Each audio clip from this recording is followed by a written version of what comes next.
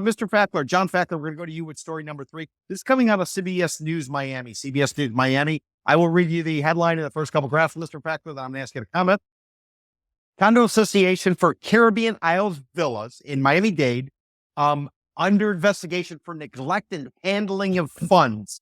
And here we go, Mr. Fakler, first couple graphs. A community in disrepair demands change. The board president of Caribbean Isles Villas, which is a condo community, responded to those concerns. At the same time, Miami-Dade police confirmed to CBS News Miami, its Economic Crimes Bureau, is investigating the association's handling of funds. Photos sent by residents to CBS News Miami revealed bugs crawling up the walls and ceilings. Another unit photo showed a cracked ceiling and what appears to be mold or mildew. Our cameras captured cardboard covering soaked drywall in a bedroom from a third different unit that Luis Nunez happens to own and rent.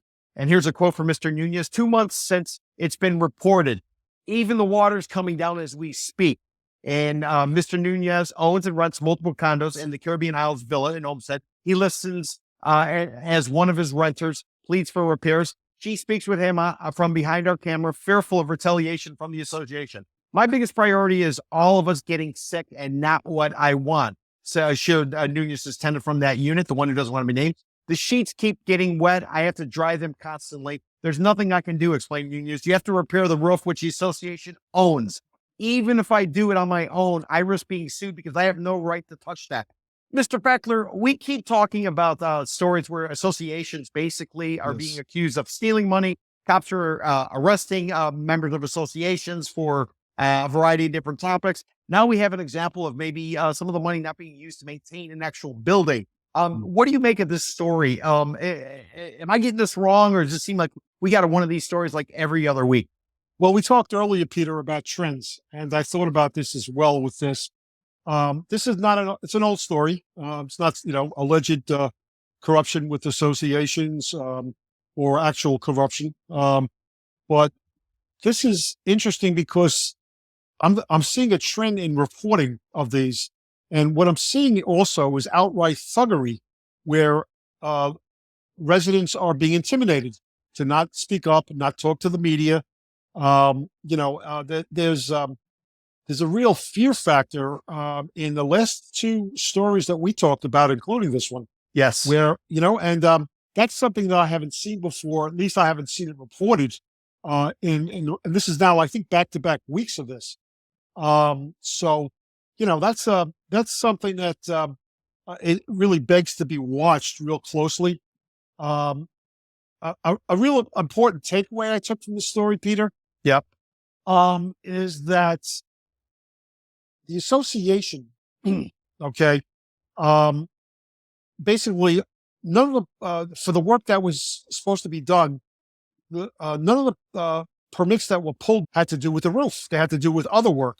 And the roof is really the main and most expensive project to be done. And this is over a period of 3 years from 2020 to current that no roof permits were pulled. So, there's a lot of fishy stuff going on here. Very interesting takeaway, though, I thought, because these residents were very upset. They don't know, they haven't seen any work done. They don't know where their money's going. Yes. And what's happening is they form their own association within an association almost, where they've gotten together over 100 owners. And this week they're going to the board meeting and they're going to try to vote in 3 of their own people. And which is interesting. It's like an attempted coup d'etat in effect. So to get their, get to the bottom of where their money's going. I think it's kind of interesting. I wonder if that's going to be something in the future people will have to do if they can't. As we all know, these are private companies. They don't have to give their financials. It's not a public company, which does have to give their financials. So, effectively it's operating as a private company. But in the future, this may be a power grab and a way to get things settled when they are unsettled, so to speak.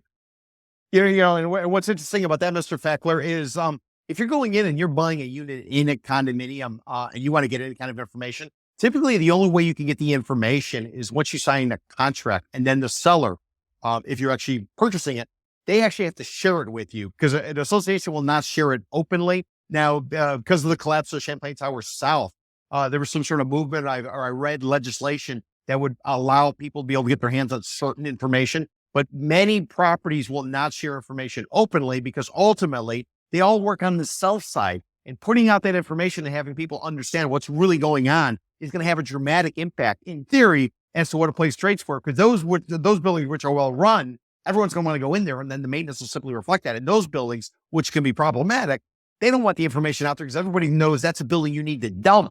And those sellers want to cut bait. They want to be the rats jumping off the sinking ship before anybody sort of figures out.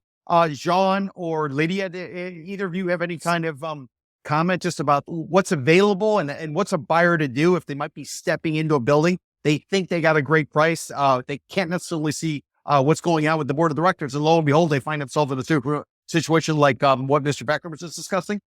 Yeah, it's a real shame that in the legislation that followed the Champlain Tower collapse, that they didn't make it into law that HOAs have to publicly disclose their financials, because then you'd see exactly the malfeasance and you could actually see if they're maintaining the property or not and what's happening with the money. Absolutely. And it's a real shame because if you're a buyer, I mean, that's something you would want to know. And I mean, this is just sort of basic, and HOAs are just, rife with corruption and embezzlements. And I mean, it's just, they're just little criminal enterprises. Right? I look at them. Exactly. They're just opportunities for people to steal, basically. Because there's no disclosure. And if you had actually applied some of the sunshine laws to HOA disclosures, HOA financial disclosures, maybe you'd have a little bit of ethics and some cleanup there. Yeah, it's a great point. Lidia, would you like to add anything before we go on to the next story? Yeah, and I agree with what John and John said. And I think, yes, the legislation following Champlain, but earlier this year, I think Catherine Fernandez Rondo and I think one of the state representatives tried to strengthen the Condominium Act and the HOA state statute, and I think that got watered down.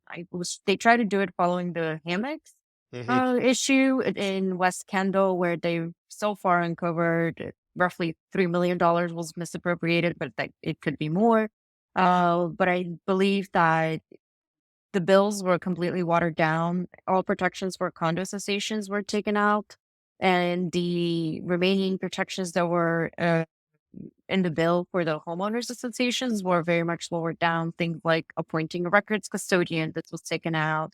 When you file a complaint with the state, they would immediately have to forward it to the Florida Department of Law Enforcement. If you're alleging any crime, they would have a short time frame for reviewing it. So that's another aspect of it. They just refuse to strengthen the law. Which is unfortunate, but it is something that any buyer out there ought to be well aware of. And I will tell you, I'll just remind you, no deal is that good unless there's some sort of catch to it. So if you're out there looking for a condo and you find a great price, don't think you're smarter than the seller. You might want to take a look at the condo association, because chances are you might be getting set up and there might be some special assessment or some situation like this coming down the pipe. And it's not your lucky day. It might be your unlucky day. So, but that is life in South Florida condo markets.